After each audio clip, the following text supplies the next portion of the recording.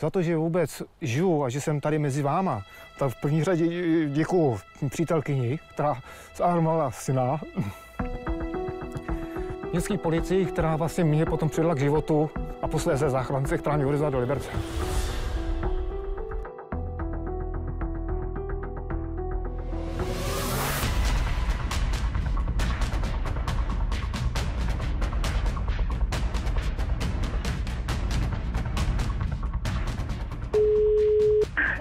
Služba, dobrý den.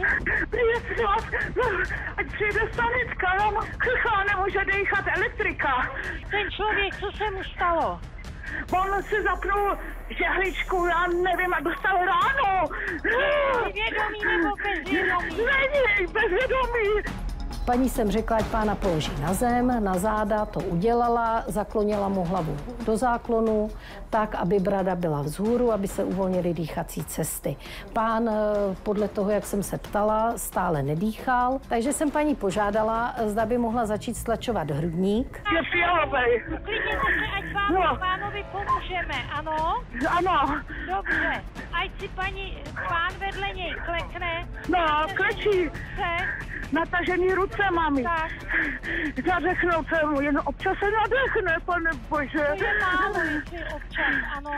A ať musí teď zase rukama mezi prsníma bradavkama, ženou na hrudní kost. Ano, no. Ano. Ano. Jo? A začít mačkat. Už se rozhodej. Při vzniku náhlé zástavy oběhu dochází k poměrně dramatickému poklesu šance na přežití daného člověka. Dá se říct, že přibližně každou minutu klesá šance na přežití o 10%. Bylo to strašný. Oči do kořán a vůbec nedýchá, už měl modrý rty. Už trošku dýchané, ale stejně jenom... Jak to dýchání vypadá? Nevypadá to dobře, jenom dechne jednou a je konec. Tak musí masírovat pán. Masírovat. Za minutu do hloubky aspoň 5 centimetrů. 5 centimetrů.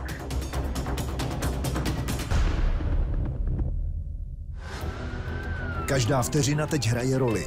Nejrychlejší a nejúčinnější pomocí v takových případech je podání elektrického výboje pomocí defibrilátoru. Liberecký kraj proto s pomocí záchranné služby nakoupil 36 přístrojů, které rozmístil mezi hasiče a policisty. Díky tomu se nám podařilo dostat tento přístroj k člověku, kterého postihne zástava oběhu mnohem dřív, než když tam pojede záchranná služba.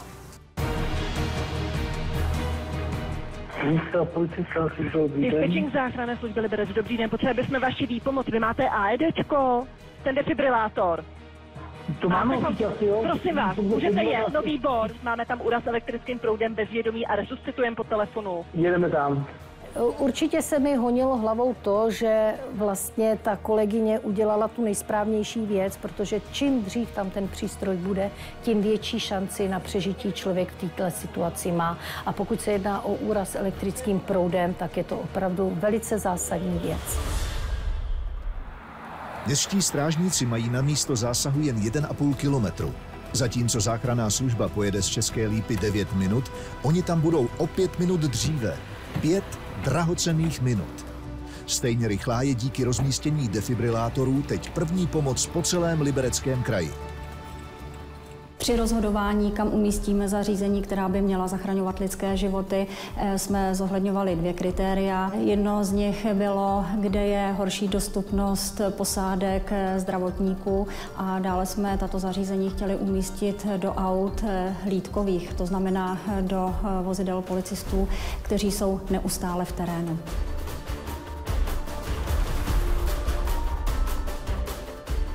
Defibrilátory máme rozmístěny na všech 9 stanicích profesionálních hasičů v Libereckém kraji a budeme vždy dle situace vybírat vhodné vozidlo, které s ním pojede. Zda to půjde do města, zda potřebujeme něco rychlejšího, zkrátka, aby jsme skutečně byli co nejrychleji na místě zásahu.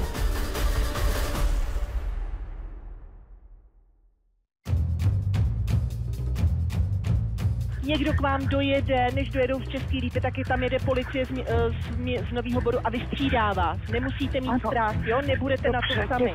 To je jediný, jak pánovi můžete pomoct, a děláte to dobře. První přijeli policie a to jsem se divila, proč sem přijeli první. Ale když začali vytahovat přístroje, tak jsem pochopila, že taky mají něco, aby mohli pomoct. Oděv z hrudníku pacienta. Jsme viděli pána, vlastně ležel bezvědomý, nekomunikoval, jo, absolutně. No, já jsem rozbalil defibrilátor, nalepil jsem elektrody na místa, který, že jo, se musí. No a pak prostě defibrilátor zanalyzoval prostě srdeční funkci. No, zhodnotil, že se musí prostě dát výboj, tak já jsem prostě nečekal, zmáčknul jsem výboj. Výboj byl podán. Výboj samotný vlastně změní srdeční rytmus z toho jako takzvaného nenormálního na normální, takže ten muž má vlastně okamžitě srdeční rytmus takový, jaký má být a má větší mnohem šanci na přežití. Defibrilátor je nastaven tak, aby ho dobře dokázal použít i laik. Přesto na 700 hasičů a policistů v celém Libereckém kraji prošlo důkladným školením od záchranné služby. Školení bylo zhruba 5hodinové, hasiči se tam seznámili skutečně s detaily záchrany, a to jak dospělých, tak i malých dětí. S těmito přístroji ta pomoc pro nás nebude tolik složitá, snadnější a zvýšíme tím i pravděpodobnost, že člověk přežije.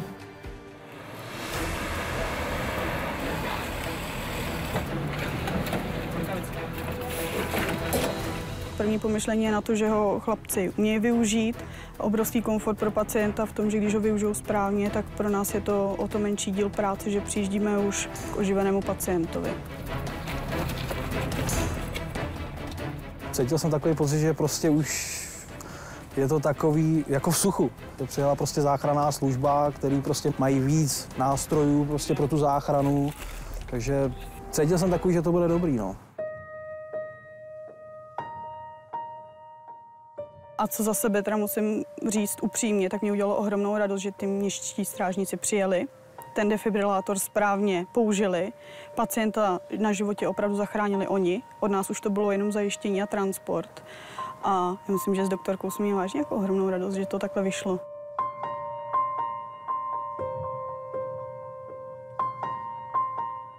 Tento případ ukázal, jak důležité je dostat defibrilátor co nejblíž postiženému člověku. Hlídka městské policie byla na místě o 5 minut dřív, než vozidlo záchranné služby a postižený člověk dostal o 5 minut dřív život zachraňující výboj z defibrilátoru, než by ho poskytla záchranná služba. Dá se říct, že vlastně při příjezdu naší posádky na místo už pacient měl obnoven srdeční rytmus.